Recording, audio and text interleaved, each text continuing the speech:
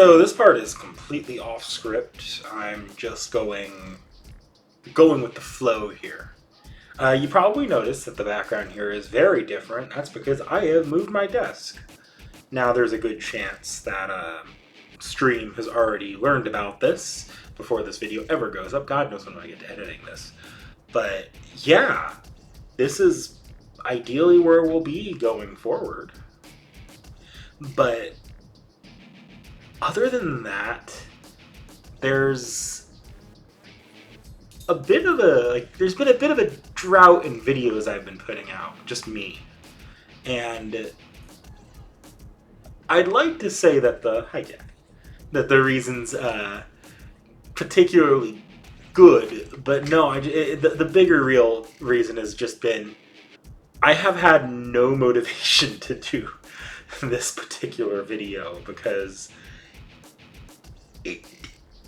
it doesn't feel particularly great to put out a video on something you don't care for. So if you're a fan of this anime, I want to be clear right now, this is not going to be a positive video on Last Encore here. It's going to be quite negative. But yeah, I'm working with the script I wrote months ago at this point, so we'll see how this goes. I'm recording right now. What are you doing? I'm recording right now. Leave me alone. Not right now. No. No. No. I binged Fate Extra Last Encore with my brother, and I did it right after finishing my playthrough of Fate Extra, the PSP version, and the perfect patch actually. So I wanted to really break down my more updated thoughts on the anime, because when I first watched it, I didn't watch it as someone who had much experience with Fate Extra. My exposure to Fate Extra was literally just a lore video on it. I knew the general events, but I didn't know all the details. And I think having watched Fate Extra, it does give me a different perspective on Last Encore than what I initially had. I also think it's probably the single most forgotten about Fate anime. Because although it's bad, and like most people will talk about how bad it is, I think a lot of us watched it and kind of forgot about it. And even with the bad anime, I think Extra Last Encore is kind of a black sheep as far as Fate anime go. And really, I think Type Moon anime in general. I'm genuinely not planning to submit this one for the hat, like, ever, so this might be it for the coverage as far as the Last Encore anime goes. If I can turn back the clock for a second, go back to when I had first watched the anime, God, it must have been like early college. Like Knick-Knack, like the way Knick-Knack's brain processed it back then was as kind of a fever dream. It's one of the few Type Moon anime that to this day I never rewatched. I've rewatched most Type Moon anime releases actually, but not this one. This was my first time rewatching it since I watched it back then. And I think I have some updated thoughts on after rewatching it that just don't... I don't know that they change my opinion, but they definitely refine it. So, I guess, starting without spoilers here, Extra Last Encore is just not beginner friendly. I don't care what Nasu says, this anime requires, and I mean requires, a playthrough of Fate Extra to at all appreciate. And I mean just the bare minimum of appreciation. Entire scenes lifted from Extra are adapted as flashbacks that will help transition characters from game to TV, but if you lack that context, the characters lose pretty much all dimensionality to them. Watching this show with or without Extra is a completely different experience. Much of my coloring of this as the worst Fate anime comes from how that experience is so inferior if you haven't played the actual game. I think even some of the worst Fate anime, you're at least getting a digestible story, even if it's not a great one. or it's a watered down one. This isn't the case. You're practically not getting a story with Extra Last Encore without really understanding the original Fate Extra. And it begs the question, did my thoughts improve after I beat the original game? And that answer is kind of, but not really. It's abundantly clear watching this anime that corners were cut. In the original broadcast, some of the animations could be a bit rough, especially during the way too short and basic fight scenes. And even with the Blu-ray version, the action in particular can just kind of be janky in its choreography. It feels like it's in a rush to reach a conclusive moment in a fight. The trading of blows for most episodes feels weightless and like filler, despite only being a minimal part of the actual show. And the backgrounds and conversation framing is decent enough, but whenever one of the story arcs reaches a climax, the entire story just kind of whimpers out and just moves on to the next part. Most grating is the story structure, which is it's in arcs. For a like 11 to 12 episode anime, they split it into arcs. They all feel distinctly one episode too short. Every single arc. It feels like we never spend enough time fleshing out a character arc or story concept above moving just right along to the next. The reason may have something to do with these things being established in the game, but this ain't the game and was advertised as a standalone alternate story. What it comes off as is a nothing burger sequel on a story level. And the conclusion of the anime doesn't really change any perspective I have on the game, to be honest. It just ends up failing to be an entry in the franchise itself, turning out to be just a bland product overall. The series is decent at a few things, though. Primarily its concepts. Its setups for each floor can be kind of fun to work out and see just what they're going to do. And one floor in particular really leans into the studio's Madoka talent to produce a set of just fantastic episodes as far as animation and framing goes.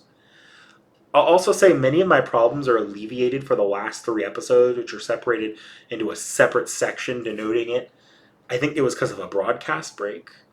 Those episodes just feel higher quality, and for some brief moments tricked me into forgetting that I was bored out of my mind the previous 3 episodes or so. It amounts to a series that feels remarkably undercooked. A lot of wonderful ideas mixed with lackluster execution.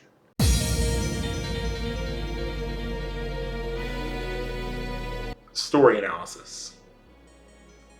So I don't know how much this will be analysis versus my thought section by section. Namely because, thematically, this work feels kind of mixed up. There's a lot of analysis on Hakuno as a character being a dead face and whether or not he is the original Hakuno and how much he has a right to win a Holy Grail war. But these feel like carries over from the original game that feel somewhat of a retread, except now it's a ghost instead of an NPC. I think more than anything, there isn't much more for me to bite into here. So unlike, say, my Tsukuhime review going into the work's thematic depth, it's entirely pointless to do that here. Or at least it's very beyond me at this point.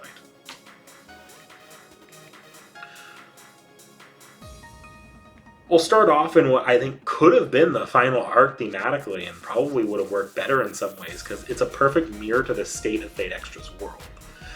Due to Masters dying a few floors up and Shinji's overall sentiments, Shinji just kind of says, fuck the Grail War, and makes a city filled with NPCs confiscating all the servants from each player in exchange for a chance to live a happy life on the Moon Cell. It's a fascinating conundrum on whether it's worth fighting for the Earth when it's safer and preserving humanity to just force a war with no winner. It just baffles me that pro gamer and that's in it for the glory, that being extrovert Shinji is the one to do it. This feels like Leo's floor, and yet for some reason Shinji takes this one. It's also remarkably not very well fleshed out. We don't see a single former master within the city, which I believe was cut from the original concept. According to the Type Moon Wiki, the audio drama included a character that just kind of fucking disappears from the story at a point. And she is one of the competing forces within the city. She's not here in the final version, though, and it feels kind of empty.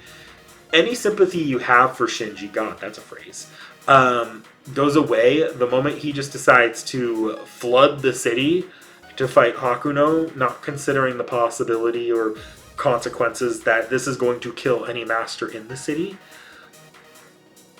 And even if you were to beat Hakuno, uh, it wouldn't actually. It would undo all of his plans to begin with. So it doesn't make sense. Why did he do that?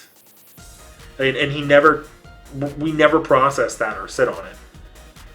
This floor feels more than any other floor like just missed potential. It feels like it could have been a light novel on its own or a season 1 of this show with how the concept works. And yet it's a couple of episodes at the start of the series that are more or less forgotten about immediately. And then it doesn't help that you exit that floor and then the second floor is again very underdeveloped. This one doesn't feel like it could be a whole ass light novel, I guess, unlike the first floor.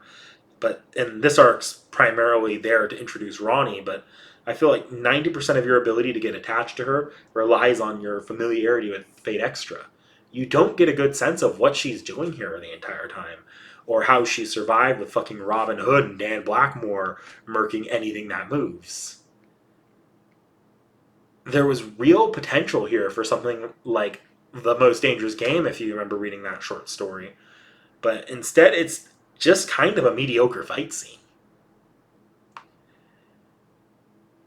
The third arc is probably the best of the first season, if we'll call it that. The Alice in Nursery Rhyme arc feels like the studio got to flex its muscles a little. It has most of the problems the other arcs do, but the visual creativity on display makes it entertaining to watch at least. Seeing Alice and Hakuno have conversations that are split between past and present gives everything this fairy tale Alice in Wonderland nonsensical feel that just works. My biggest critique here is how quickly Alice is dealt with. I kind of put together what was happening, but the show does very little to explain it, and by the end, there are 3 Hakunos in this show rather than the 2 that you think just from the story descriptions. The female Hakuno, who's a slightly altered version of the Fate Extra version, who made it to Buddha and then died to his NP in a bad ending. The dead-faced male Hakuno there's the dead-faced male Hakuno we are following now. And then there was at least one, if not more, previous male Hakunos. At least one was a living Hakuno who progressed by not fighting anyone, instead getting them to agree to his victory, but he died upon reaching twice. There's even more implication from external material that other versions of Dead-Face Hakuno may have also been dropped into this war, and this is just the final one. I'll kind of explain that later, I guess. The 4th stratum is peak. Enough said, moving on.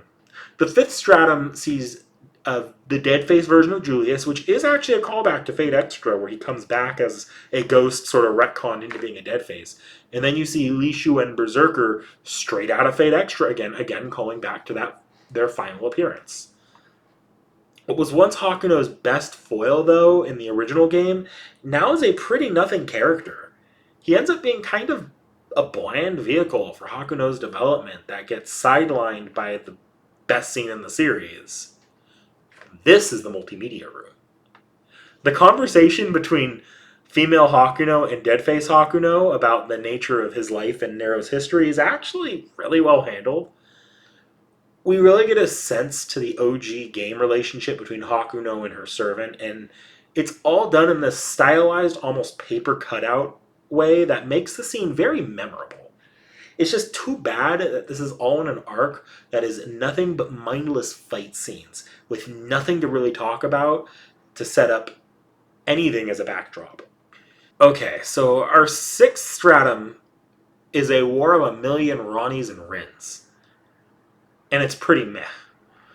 Ronnie has been far less of a presence than Rin, so it's no secret who Hakuno is going to save, but the actual story of why they're locked in combat is just so convoluted.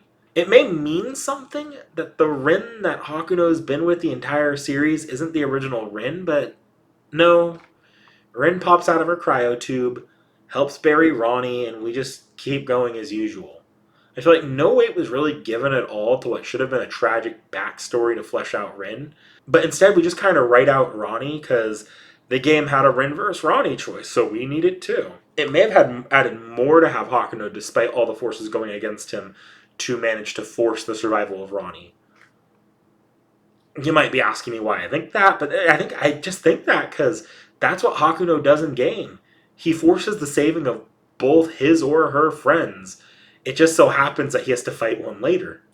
He should have, despite the odds, despite the danger, saved Ronnie. It would have added an extra face to our woefully underdeveloped cast.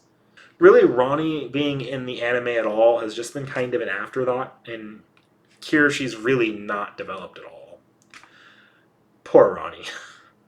We're now into the short 3-episode season 2, and it's clear whatever production break there was before finishing paid off. Consistently in season 1, the fight scenes were kind of ass, even with admittedly upgraded animation quality on the Blu-ray. But here the fight scenes are all pretty damn good, actually. Hell, even the story feels a bit better. We get to see Leo fight, and again his motivations here make such little sense. His goals are the exact opposite of T.H.E.'s. T.H.E. coming to him immediately after deletion and him accepting makes zero sense. Especially because the timing of when it happened in the show implies this also happened in Fate Extra, but we just didn't see it. And it doesn't matter because we won anyways. I mean, so if you're not following what I'm saying, so I realize I didn't explain it much. Leo is a character who does the Shinji thing or wants to do the Shinji thing in on that first floor. He wants to keep humanity going in a stagnated state to prolong its future. Whereas T.H.E. is someone who wants to throw humanity into chaos to prolong the world's future and prolong the future through conflict. It's prolongation through peace versus prolongation through conflict. Two very different ways of going about it, but Leo's not the kind of character that would ever agree with T.H.E. in my opinion here. Genuinely, Leo should have had Shinji's floor as a concept, and Shinji should have been given just something else. Either way, though, Leo is very interesting. My brother was watching this with me at the time, and he's never played Extra. Even he came away thinking Leo was just one of the best masters, because you can feel his general good-naturedness even as he's trying to kill you. Gawain is also shown pretty effectively as a threat. Seriously, Gawain portrayals never miss in terms of making him just the tankiest motherfucker alive. And the best part is, they both stick around to the final episode. Adding them to the cast really helped spice up that final battle and gave a really great moment with both characters. And the final battle with T.H.E. is genuinely really good. I actually, when I first watched it, teared up when male Hakuno honored female Hakuno's promise of making sure Nero didn't die alone. And the idea to send Rin as the one true victor was actually pretty awesome. Which makes it all the more sweet when Hakuno manages to beat T.H.E. when they didn't have to engage at all at that point to make sure things got done, knowing that Rin, and he only did that because he knew Rin was wavering. It was a great final fight, and the ending was just Fate Extras, so, you know, a little underwhelming and open-ended. Thanks. The only thing I think this work really adds is the dead face and confirmation of T.H.E.'s plan.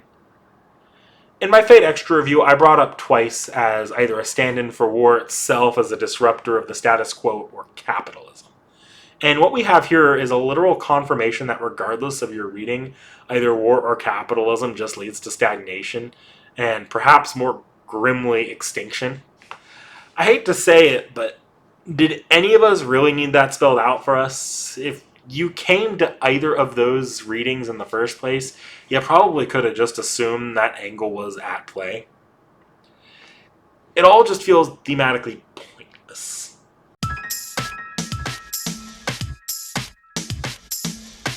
So, on to some extra, no pun intended, thoughts.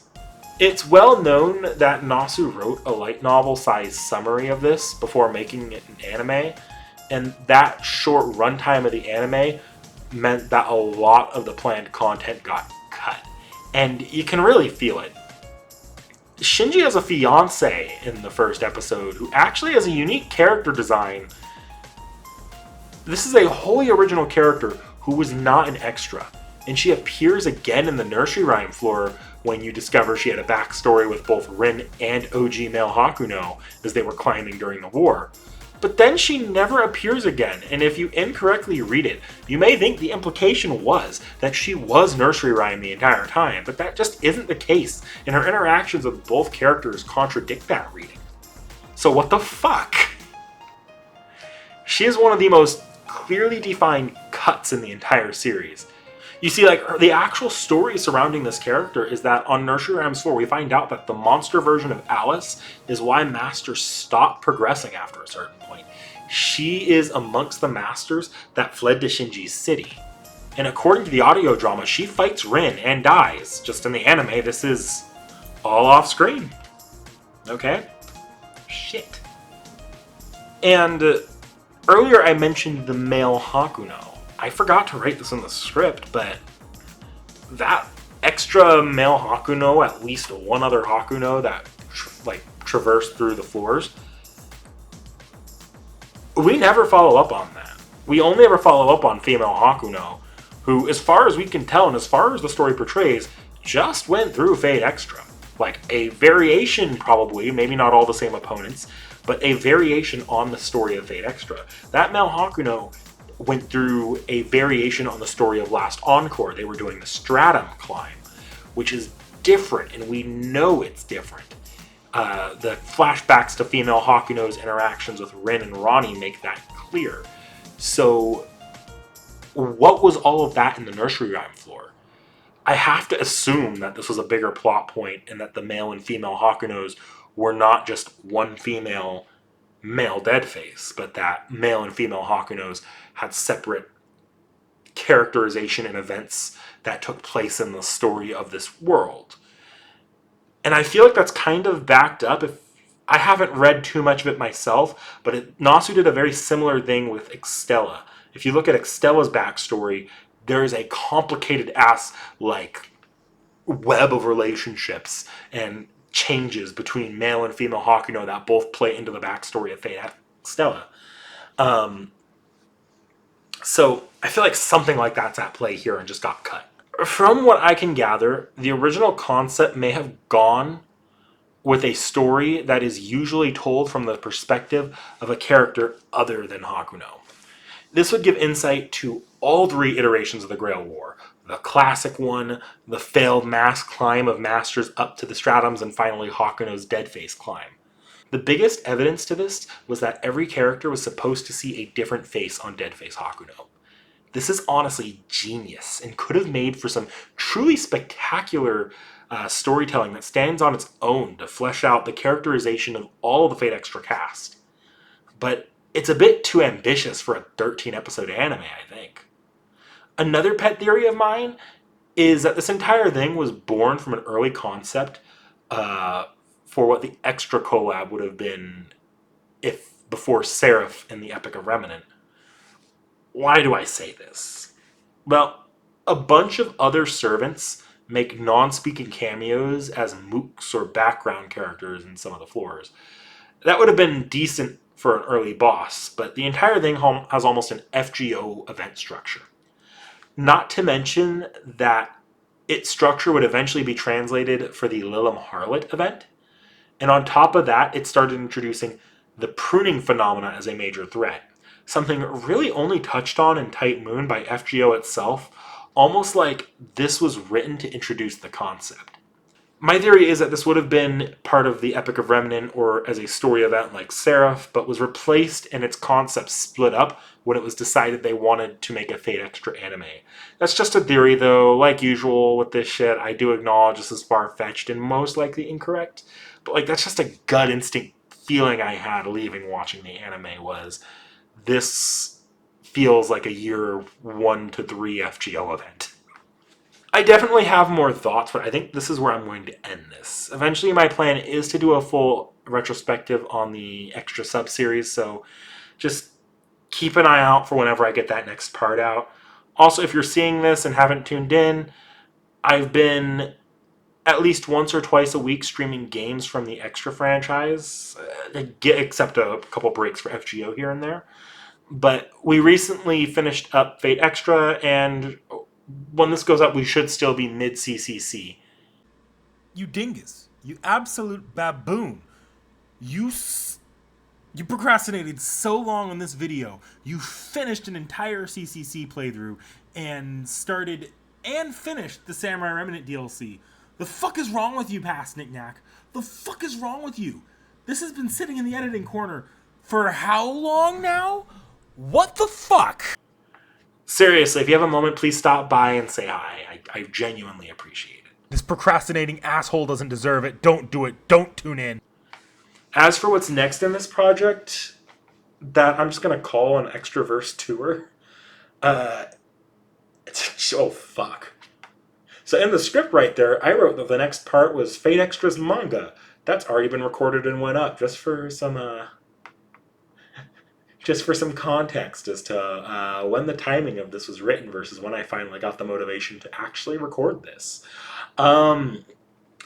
3 months ago, Knick-Knack. That was 3 fucking months ago. The actual next part of the tour of the Extraverse,